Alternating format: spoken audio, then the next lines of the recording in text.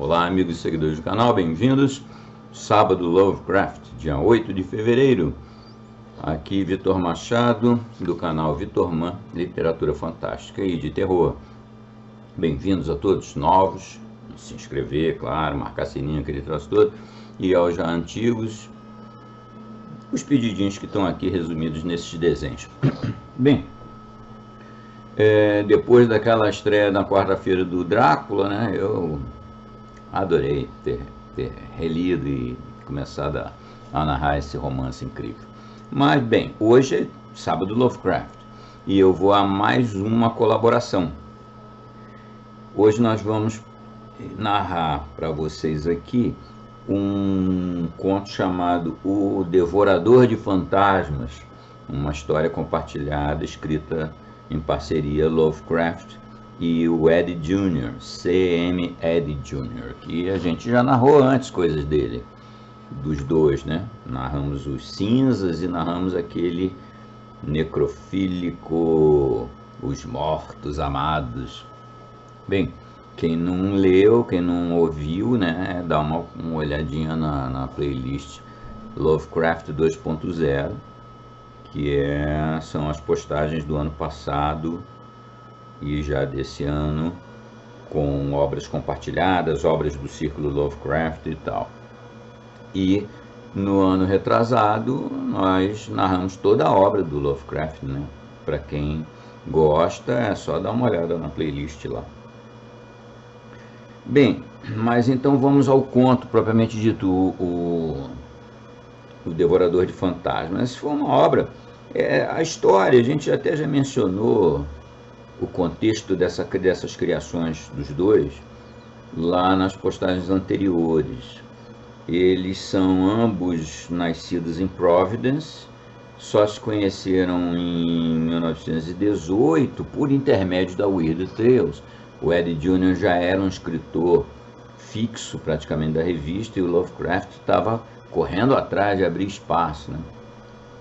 Então eles acabaram se correspondendo e uns anos depois, salvo engano em 23, o Ed Jr. convidou o Lovecraft para ir à sua casa e eles passaram uma tarde lá muito profícua, porque essas 4 colaborações dos dois foram escritas numa tarde.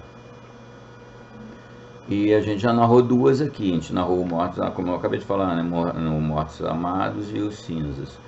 E hoje vou narrar o Devorador de Fantasmas e tem mais uma quarta um pouquinho mais para frente esse ano ainda.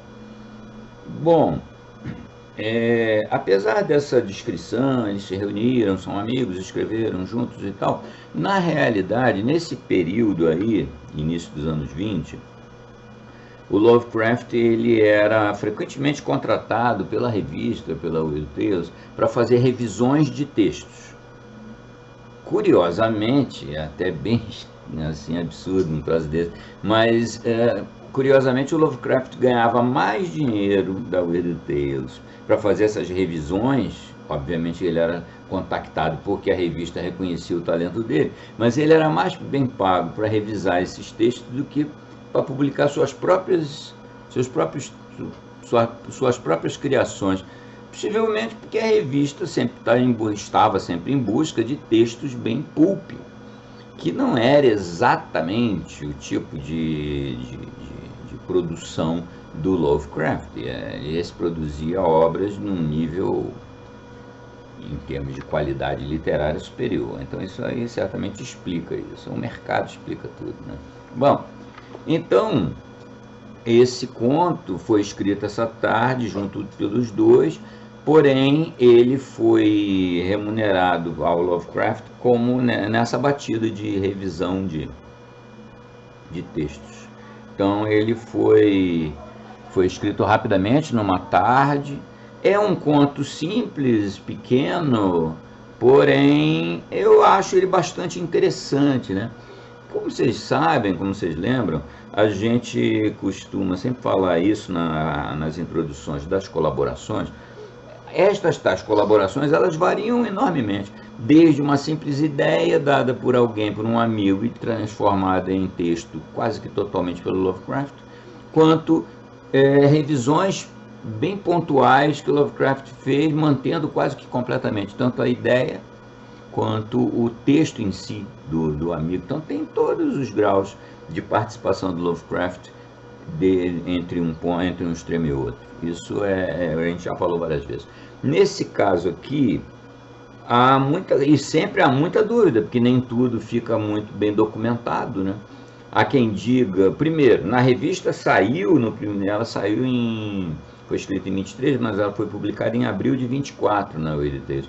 Nem menção ao Lovecraft. Saiu lá como obra integral do Ed Jr.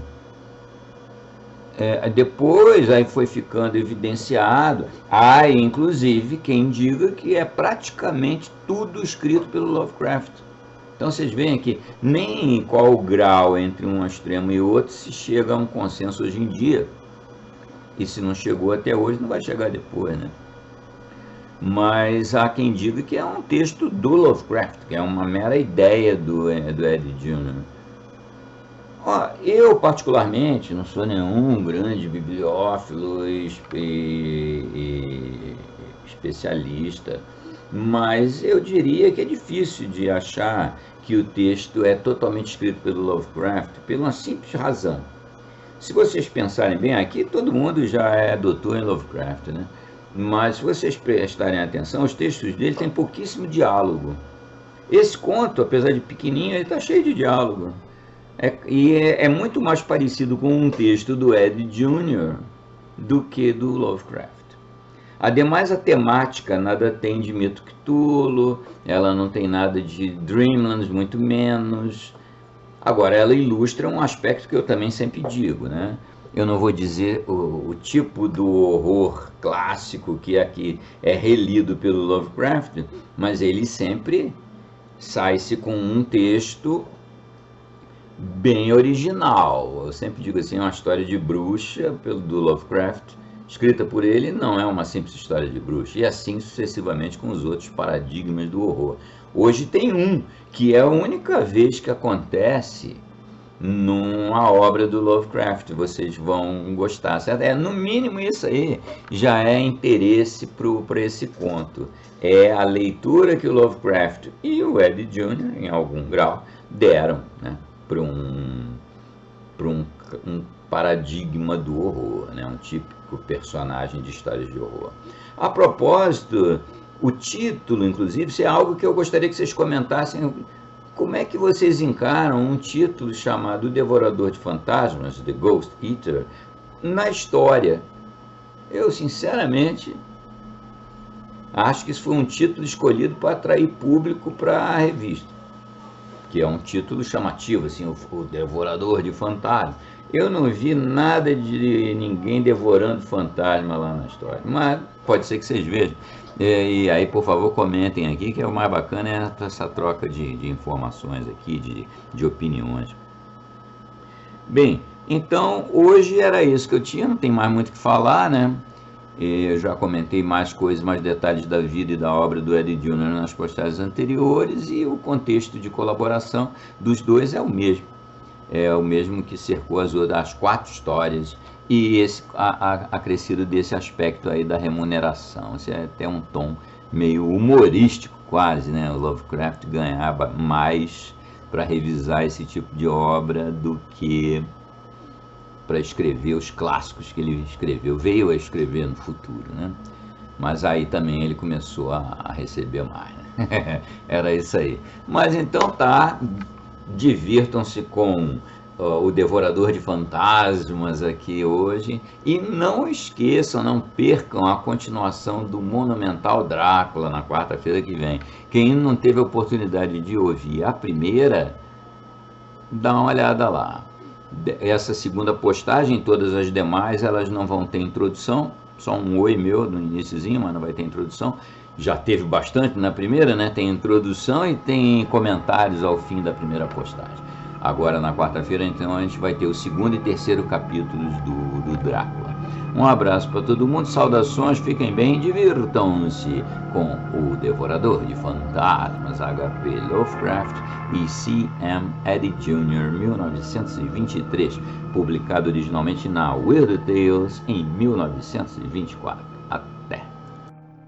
O Devorador de Fantasmas, H.P. Lovecraft, com C. M. Eddy Jr., 1923, publicado originalmente na Weird Tales em abril de 1924. Loucura provocada pela lua? Um toque de febre? Quem me dera poder pensar assim. Mas quando fico sozinho depois do anoitecer, nos lugares perdidos, até onde as minhas divagações me levam, eu ouço, através de vazios infinitos, os ecos demoníacos daqueles gritos e rosnados, e aquele odioso estalar de ossos, estremeço de medo perante a memória daquela noite sinistra. Sabia pouco sobre os bosques naqueles dias, embora a natureza selvagem me motivasse com a mesma intensidade com que o faz agora. Até aquela noite fora cauteloso e sempre contratara um guia, mas agora as circunstâncias me forçavam a pôr à prova o meu próprio potencial. Estávamos no meio do verão no Maine, e apesar de a minha urgência em ir de Mayfair a Glendale até o meio do outro dia, não pude arranjar quem pudesse me servir de guia. A não ser que tomasse o caminho mais longo através de Potawatomi, o que não me permitiria chegar na hora desejada. Teria que penetrar em florestas muito densas, porém, sempre que perguntava por um guia, deparava-me sempre com recusas e evasivas.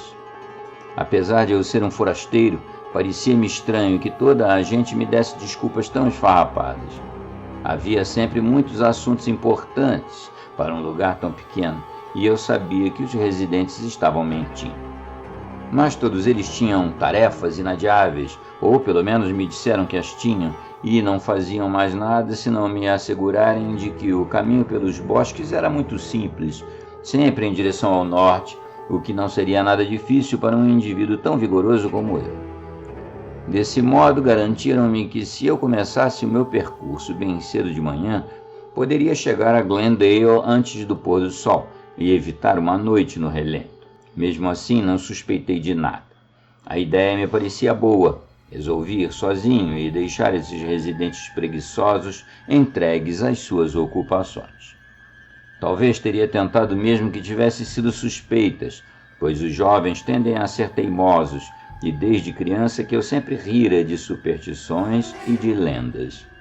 Assim, antes que o sol tivesse se elevado no céu, comecei a caminhar por entre as árvores em um ritmo enérgico, farnel na mão, bússola no bolso e com o cinto cheio de notas novas de alto valor.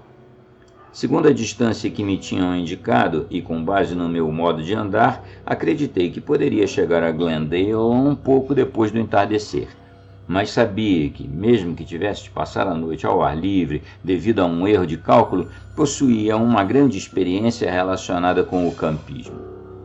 Além disso, a minha presença e o meu destino não eram realmente necessários, senão no meio-dia seguinte. O tempo, no entanto, estragou meus planos. Quando o sol se tornou mais alto, começou a queimar, mesmo através da folhagem mais densa, e a me drenar as forças a cada passo. Quando chegou o meio-dia, já tinha as roupas completamente encharcadas e comecei a vacilar, apesar da minha tenacidade. Ao me afundar cada vez mais nesses bosques, vi que o caminho ia se cobrindo de mato e que em certos pontos mal o conseguia ver.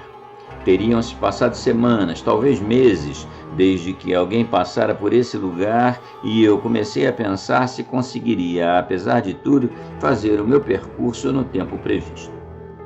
Por mim, como já estava embriagado de fome, procurei a sombra mais escura que consegui encontrar e comecei a comer o almoço que o hotel me preparara. Tratava-se de sanduíche sem grande interesse, de uma fatia de torta velha e de uma pequena garrafa de vinho bem fraco. Não seria nenhum banquete, mas era algo bem-vindo dado o meu estado de cansaço e de calor. Estava muito quente para que o ato de fumar se tornasse um prazer, de modo que não recorri ao meu cachimbo. Em vez disso, deitei-me sob as árvores logo que acabei o almoço, com a ideia de descansar um pouco antes de retornar à parte final de minha jornada. Creio que foi desavisado de minha parte ter bebido vinho, pois, embora fosse de baixa graduação, foi o suficiente para fazer com que a viagem que me propus a fazer, nesse dia de calor abafado, tivesse terminado. O meu plano incluía poucos momentos de descanso. No entanto, após um bocejo que deveria ter me preocupado, acabei adormecendo profundamente.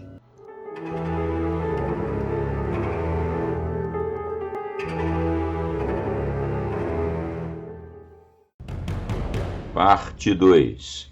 Quando abri os olhos, o sol já estava se pondo. Uma brisa soprava meu rosto, reanimando-me e me trazendo rapidamente à realidade. Assim levantei os olhos para o céu e vi, não sem uma certa apreensão, que nuvens negras apressadas se amontoavam numa sólida muralha de escuridão, profetizando uma trovoada violenta.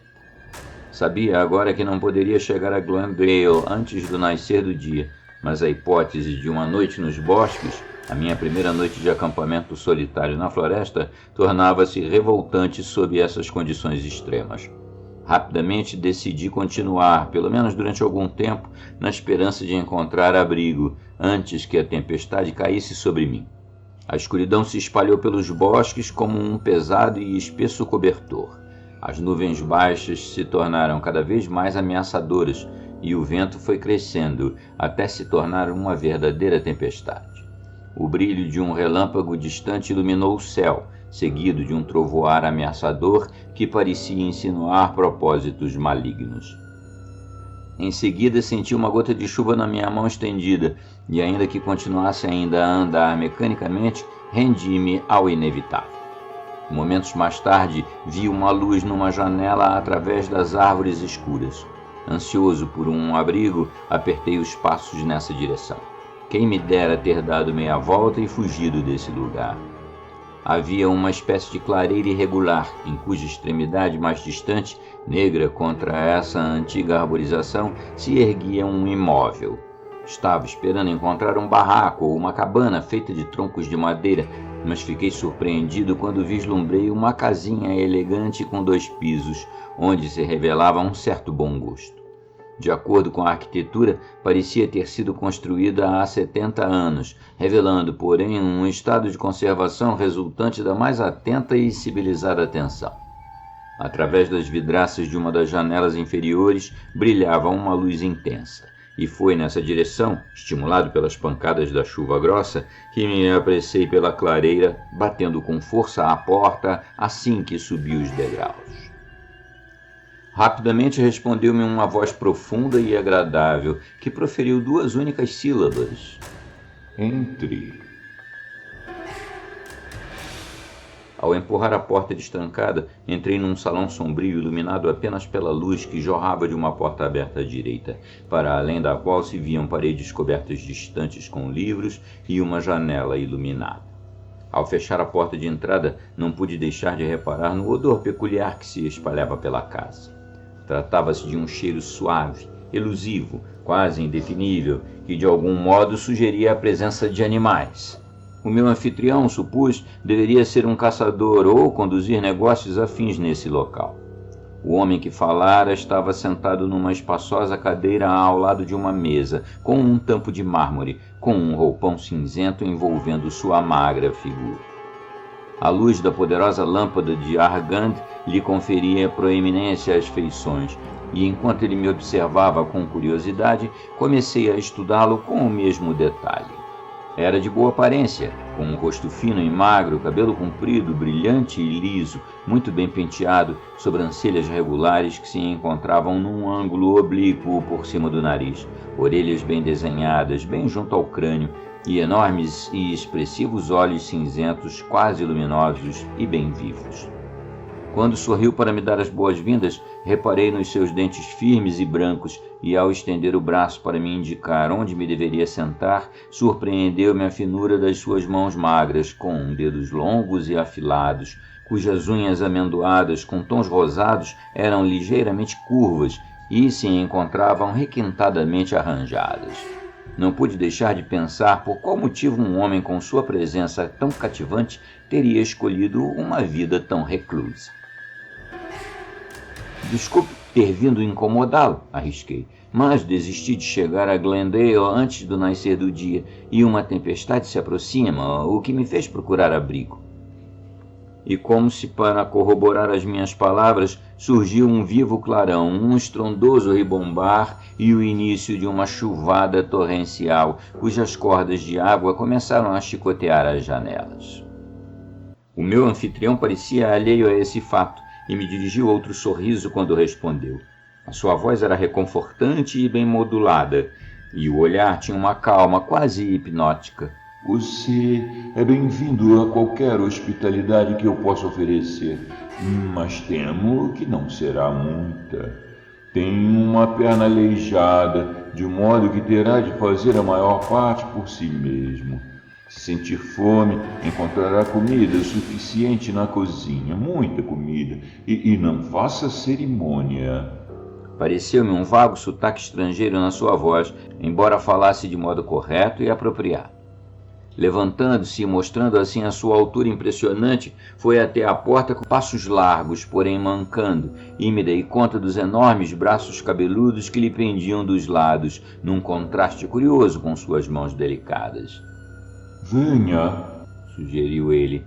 Traga o candeeiro consigo.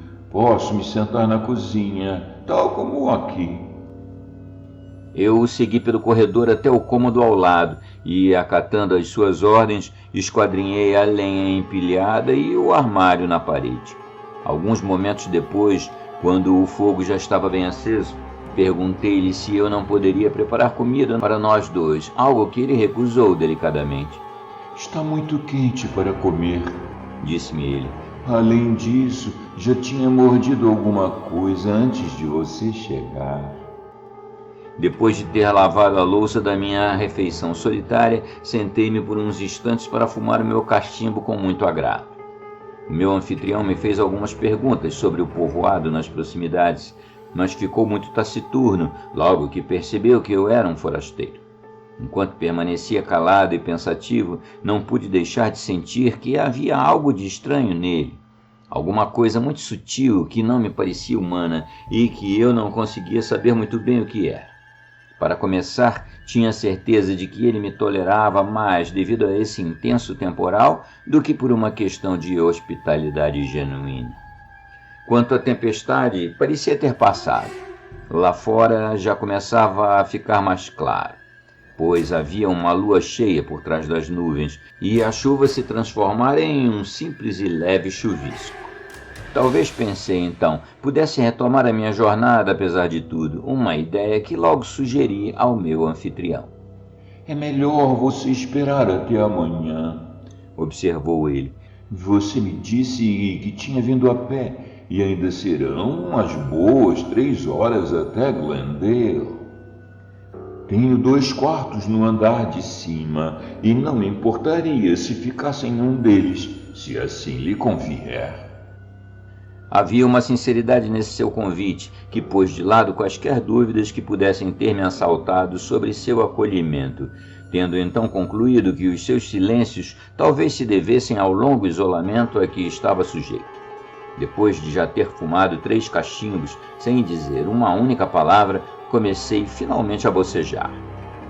Foi um dia muito cansativo, admiti, e creio que devo me deitar.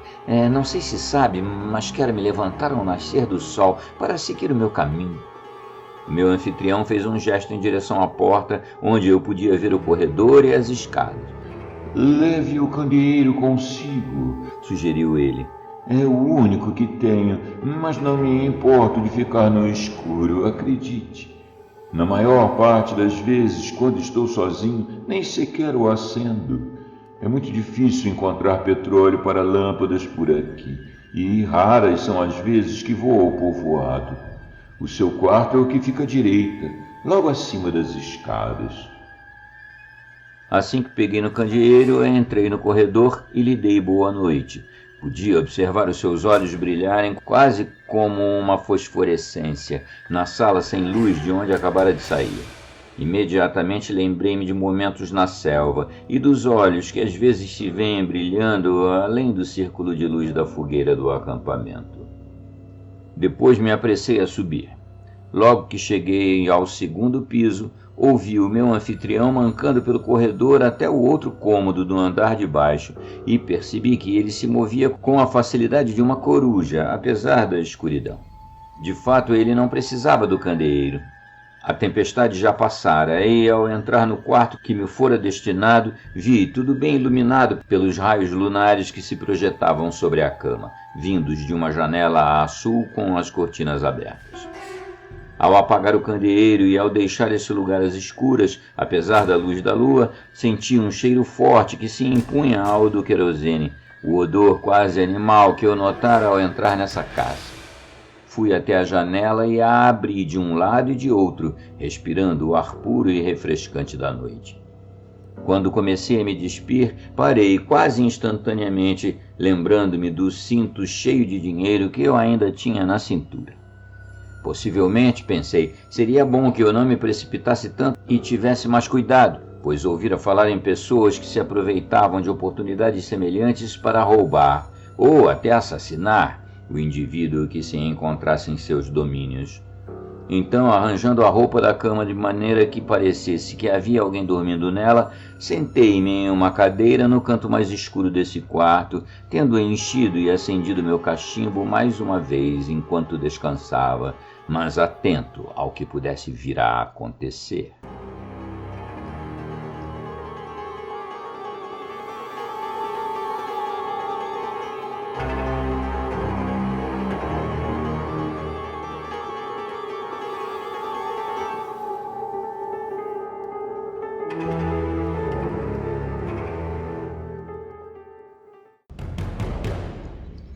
Parte 3.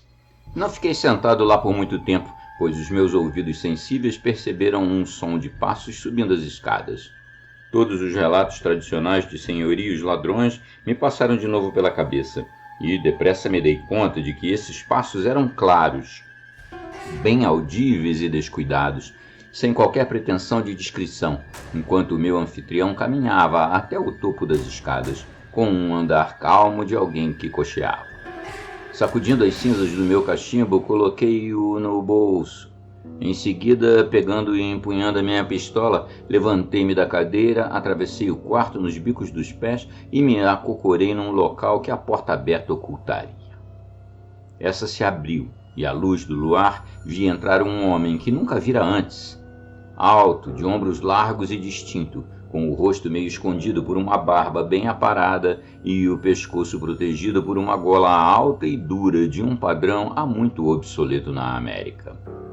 Tratava-se sem dúvida de um estrangeiro. Como teria ele entrado nessa casa sem que eu percebesse era algo que eu não conseguia entender. Nem sequer podia acreditar que ele poderia ter estado escondido em um dos 2 pisos ou no corredor do andar de baixo. Ao olhar deliberadamente para ele sob os insidiosos raios de luar, podia claramente ver a forma corpulenta, mas talvez tudo não passasse de uma ilusão provocada pelo meu choque de surpresa. Percebendo a cama desarrumada, mas falhando em perceber que já estava ocupada, esse homem murmurou algo para si mesmo numa língua estrangeira e começou a se despir. Depois de atirar a roupa na cadeira que eu deixara vazia, deitou-se na cama, puxou as cobertas e não demorou até que eu ouvisse a respiração regular de alguém que estava dormindo profundamente. O primeiro pensamento que tive foi o de ir à procura do meu anfitrião, para que ele me explicasse o que estava se passando, mas logo em seguida pensei que seria melhor me certificar de que todo esse incidente não seria uma mera ilusão provocada por esse vinho drogado que eu bebera nos bosques. Ainda me sentia fraco e vagamente tonto, e, apesar do recente jantar, estava com tanta fome como se não tivesse comido o que quer que fosse desde o almoço do meio-dia. Fui até a cama, estendi a mão e tentei agarrar o ombro do homem adormecido. Em seguida, mal disfarçando um grito de genuíno medo e de verdadeiro espanto, desviei-me com o coração batendo descompassadamente e os olhos arregalados. Pois os dedos com os quais tentei agarrar tinham passado através da forma adormecida e tocado apenas o lençol. Uma análise completa das minhas sensações agitadas e confusas seria inútil. Esse homem era intangível, E, contudo, eu ainda o conseguia ver no mesmo lugar, ouvir a sua respiração regular e lhe observar o corpo quando ele se voltou sob as cobertas. Então, quando já tinha quase certeza sobre minha loucura e hipnose, ouvi outros passos nos degraus, macias, abafadas, semelhantes às de um cão, subindo. E uma vez mais o odor pungente de animal, dessa vez com uma intensidade redobrada. Atordoado e pensando estar sonhando, encolhi-me mais uma vez atrás da protetora porta aberta, tremendo de medo, mas já resignado a qualquer destino conhecido ou inominável. Em seguida, sob a luz do luar que penetrava, reparei na forma magra de um lobo cinzento. Mancava, devo acrescentar, pois uma das patas traseiras estava levantada, como se tivesse sido atingida por um tiro perdido. O animal voltou a cabeça na minha direção, e ao fazê-lo, a pistola caiu dos meus dedos trêmulos para tombar despercebida no chão. A crescente sucessão de horrores começou rapidamente a paralisar minha vontade e minha consciência, pois esses olhos que olhavam agora para mim nessa cabeça diabólica eram os olhos cinzentos e fosforescentes do meu anfitrião, tal como me tinham observado desde a escuridão da cozinha. Não sei exatamente se estavam me fitando. Esses olhos se desviaram da minha direção para a cama, para cobiçarem avidamente a forma espectral que lá se encontrava dormindo. Depois a cabeça se inclinou um pouco para trás, e da garganta dessa infernal criatura ouvi o uivo mais amedrontador que alguma vez ouvira, um grosso e nauseante uivo de lobo que gelou o meu coração. A forma deitada se mexeu, abriu os olhos e se encolheu perante o que viu. O animal se sentou tremendo, e então, no instante em que essa figura etérea proferiu um grito de mortal angústia humana e de terror que nenhum fantasma lendário poderia imitar, deu um súbito salto em direção à garganta de sua vítima, com os seus dentes brancos e muito firmes brilhando ao luar, cravando-se na jugular do fantasma que gritava. Esse grito terminou num gorgolejar de sangue, e aqueles olhos humanos e assustados começaram a vidrar. Esse mesmo grito me impelira para a ação, e num segundo peguei na minha pistola para despejar todas as balas nesse lobo monstruoso diante de mim. Mas ouvi o ruído surdo de todas as balas que, sem obstruções, se cravaram na parede oposta. Os meus nervos começaram a ceder, um medo cego me atirou com toda a força para a porta, e esse mesmo medo acabou me fazendo dar uma última olhada para trás, onde eu vi que o lobo tinha afundado seus dentes no corpo de sua vítima. Em seguida veio-me a impressão sensorial de que tudo parecia atingir seu auge, tal como o pensamento devastador a que dera origem. Esse era o mesmo corpo em que eu mergulhara a minha mão alguns momentos antes, e, contudo, ao descer desabaladamente por essas escadas de pesadelo, conseguia ouvir um estalar de ossos.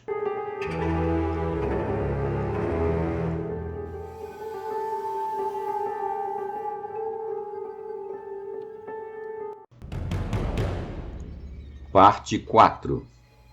De como consegui encontrar e percorrer o caminho até Glendale é algo que eu talvez nunca venha a saber. Sei apenas que o nascer do sol me encontrou numa colina, na margem dos bosques, com a aldeia íngreme espalhada diante de mim, e a linha azul do rio Cataqua brilhando ao longo. Sem chapéu, sem casaco, com o rosto cinzento e tão encharcado de suor como se estivesse estado toda a noite nessa tempestade, hesitei em entrar nesse lugar até ter recobrado, pelo menos, um pouco de compostura. Enfim, comecei a descer a colina e adentrar as ruelas com calçadas de pedra e portas coloniais até chegar a Lafayette House, cujo proprietário me olhou de soslaio. "De onde vem tão cedo, meu rapaz? E qual o motivo desse ar alvoroçado?"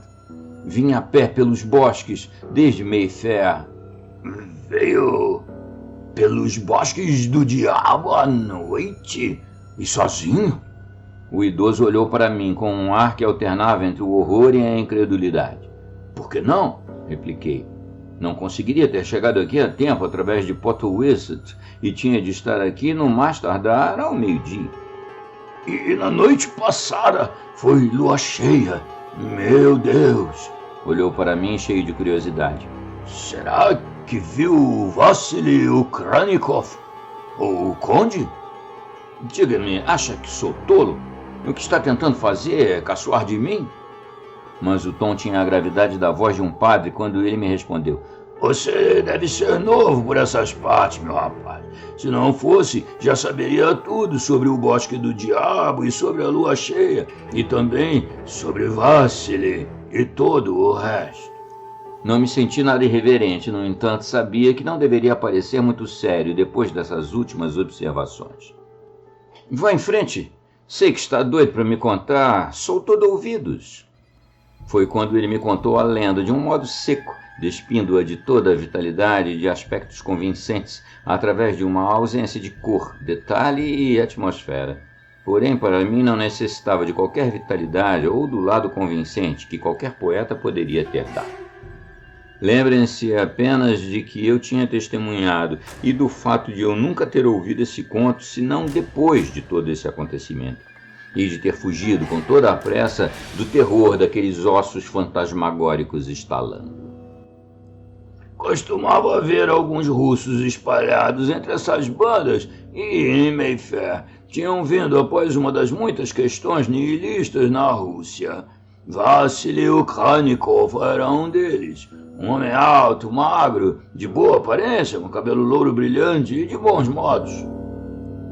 No entanto, diziam que ele era uma cria do demônio, um lobisomem que devorava pessoas. Construiu uma casa nos bosques, a uma terça parte do caminho entre esta terra e Mayfair, e vivia lá sozinho.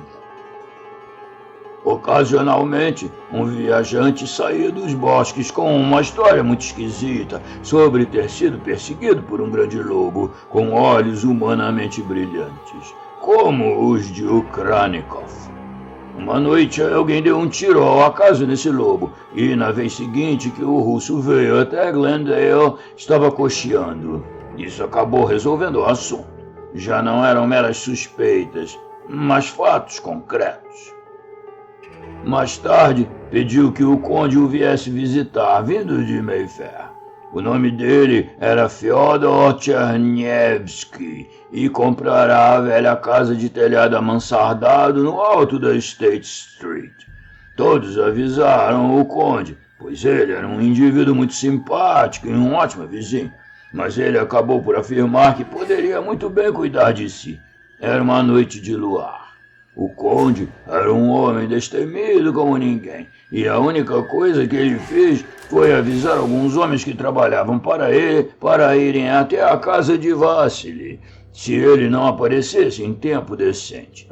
Foi o que eles fizeram. E agora, meu rapaz, está me dizendo que atravessou os bosques à noite? Claro que atravessei, tentei não parecer fraco. Não sou nenhum conde, mas estou aqui. Mas o que foi que os homens encontraram na casa de Ukranikov? Encontraram o corpo do conde mutilado, meu rapaz, e um lobo magro e cinzento pairando sobre o cadáver, com a mandíbula ainda pingando sangue. Você pode adivinhar quem era o lobo. E agora as pessoas dizem que nas noites de lua cheia... Mas, meu rapaz, será que não viu nem ouviu nada? Nada mesmo, meu senhor. Mas diga-me, o que aconteceu ao lobo ou ao Vassili Ukranikov? Ora, acabaram por matá-lo, cravaram-no de balas, enterraram-no na casa e em seguida queimaram tudo.